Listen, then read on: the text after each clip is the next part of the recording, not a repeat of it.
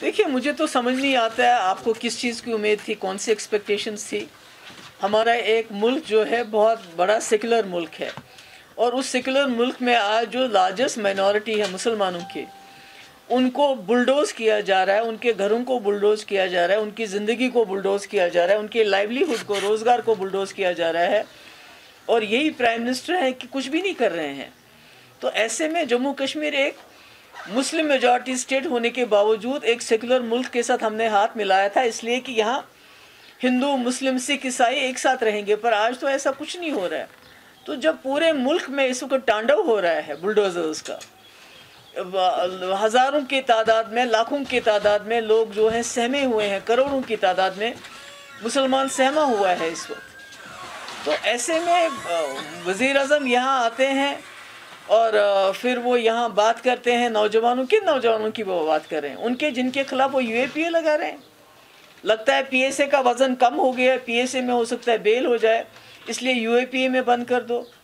किन नौजवानों के कौन सा मुस्तकबल का तो उन्होंने बेड़ा गर्क कर दिया है। यहाँ की नौकरियाँ वो बाहर जा रही हैं, यहाँ के जो हमारे मिनरल्स हैं, चाहे वो आपका मार्बल हो, चाहे वो आपकी रेत बाजरी हो, चाहे जम्मू के शराब की दुकानें हो, सब बाहर के ठेकेदारों को दिए जा रहे हैं। हमारी ज़मीन पे सेल लग रही है।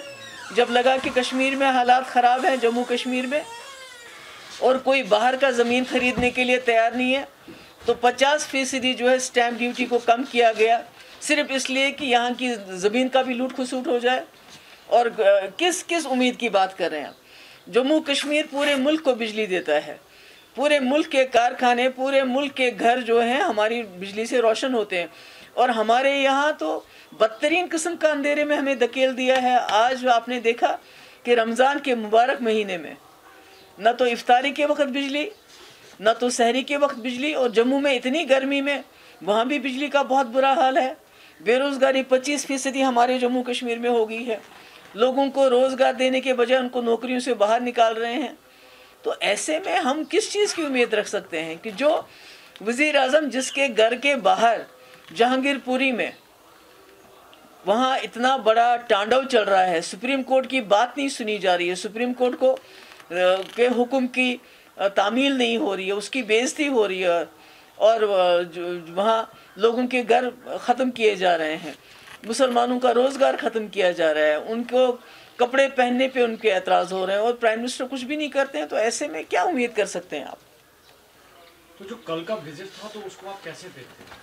नहीं, मैंने कहा ना कि हमें तो कोई उम्मीद नहीं, क्योंकि पूरे मुल्क में जहाँ 20-25 करोड़ मुसलमान रहते हैं, अगर उनके साथ बुलडोज़र उनके ऊपर चलाया जाए, और हमारे वज़ीर आज़म जो पूरे मुल्क के वज़ीर आज़म हैं, वो खाली एक कम्युनिटी के वज़ीर आज़म नहीं है, और वो तमाशा देखें, खामोश बैठे, तमाशा देखें, कुछ भी ना करें। तो ऐसे में जब वो उस जम्मू कश्मीर आ रहे हैं जिस जम्मू कश्मीर को बर्बाद करने में उन्होंने कोई कसर बाकी नहीं रखी, जम्मू कश्मीर की तबाही कर दी है, हमको एक स्टेट से यूनियन टेरिटरी बना दिया, हमारे हुकूक ख़त्म कर दिए, हमारे लोगों को नौकरियों से बाहर निकाला जा रहा है, जो बाकी नौकरियां उसमें खुर्द बुर्द हो रहा है, बाहर के लोगों को उसमें तरजीह दी जाती है।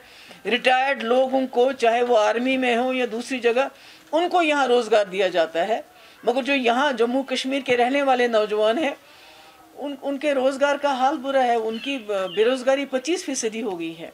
आपके डेली वेजर हैं 60,000, जिनका हमने अपने वक्त में एक प्लान बनाया था कि इनको रेगुलराइज करने का, वो भी बेचारे दर बदर हैं, उनकी बात नहीं हो रही है। तो सिर्फ कहते हैं कि हम जी नौजवानों को, उनके बाप दादा, तो हमारे बाप दादा तो, हमारा तो प्राइम मिनिस्टर होता था, हमारे बाप दादाओं का, हमारा तो जो सदर रियासत होता था, हमारा तो 370 होता था, हमारी तो जीडीपी जो है मुल्क के कई बड़े बड़े स्टेट से बेहतर थी, वो हमारी ग्रोथ थी। हमारे यहाँ सबसे पहले हमारे बाप दादा के वक्त में लैंड टू द टिलर का कानून पास किया गया, यानी जिनके पास ज़मीन ही नहीं उनको ज़मीन ही दी गई।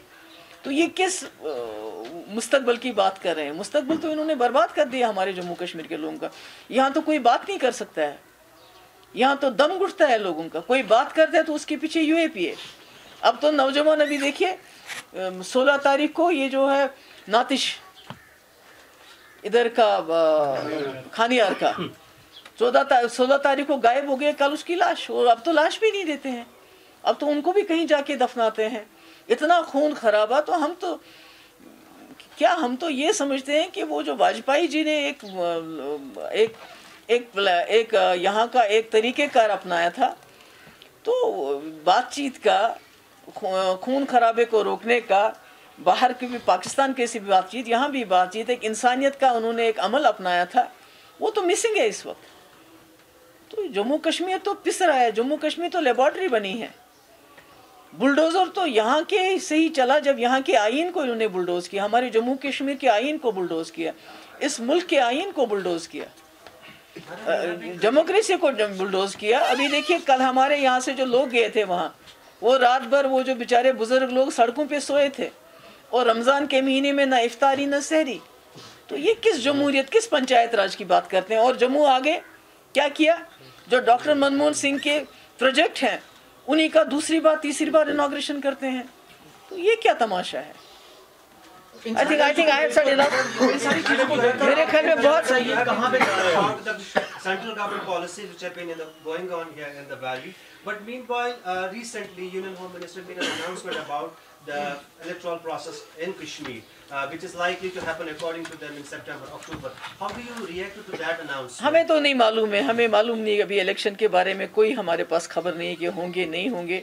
बिकॉज जिस तरह ये जम्मू कश्मीर को चला रहे हैं रिमोट कंट्रोल से, जिस तरह ये जम्मू कश्मीर की हर चीज़ को सेल पे रख रहे हैं, तो हम जाए। मगर इन्होंने तो बीजेपी ने जो मेन स्ट्रीम पार्टीज़, जो पॉलिटिकल पार्टीज़ है, उनको तो बुलडोज़ कर दिया, जो इन्होंने हालत कर दी है। अभी मैं कहीं जाना चाहती हूँ, अभी वो कश्मीरी पंडित हमारे जिन पे अटैक हुआ, मैं वहाँ जाना चाहती थी, नहीं जाने दिया हरमैन। कहीं जाना चाहती हूँ, कहीं कोई प्रॉब्लम होती है, कुछ होती कहीं, तो ये तो पॉलिटिकल एक्टिविटी। हमारे ये डिस्ट्रिक्ट प्रेसिडेंट है, इनके यहाँ हमला हो गया, वो PSO भी मारा गया, इनकी सिक्योरिटी विड्रॉ की गई है। अब ये कहीं जाना चाहते हैं, कहते हैं तुमको खतरा है, कहते हैं सिक्योरिटी दो, कहते हैं हम सिक्योरिटी दे नहीं सकते हैं। तो पॉलिटिकल प्रोसेस तो इन्होंने सारा ख़त्म किया। अब नई पार्टियाँ बनती हैं, कैसे बनती है, क्या बनती है, वो जानते हैं। मगर जो असली पॉलिटिकल प्रोसेस जो पार्टियाँ चलाना चाहती है, उसको तो ये एनकरेज ही नहीं करना चाहते, उसको तो ये डिस्करेज कर रहे हैं।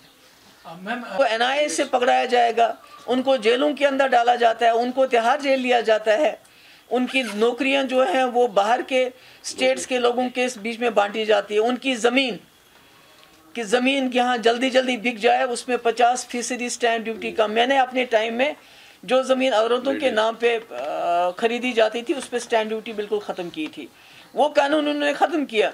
मगर आज सिर्फ इसलिए कि यहाँ के नौजवान के पास पाँव धरने के लिए ज़मीन ना बचे, इन्होंने 50% स्टैंप ड्यूटी ख़त्म की।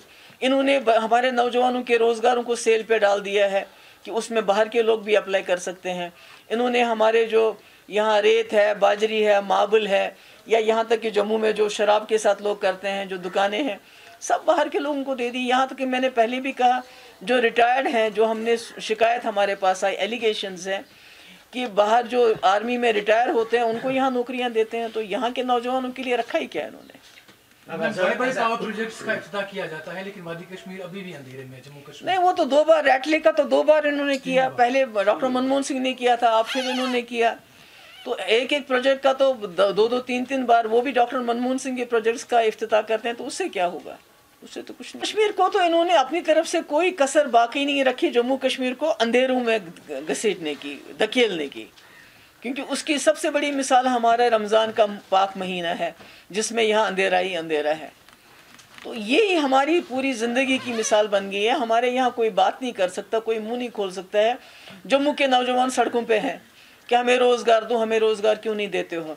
मगर कश्मीर का नौजवान सड़क पे भी नहीं आ सकता।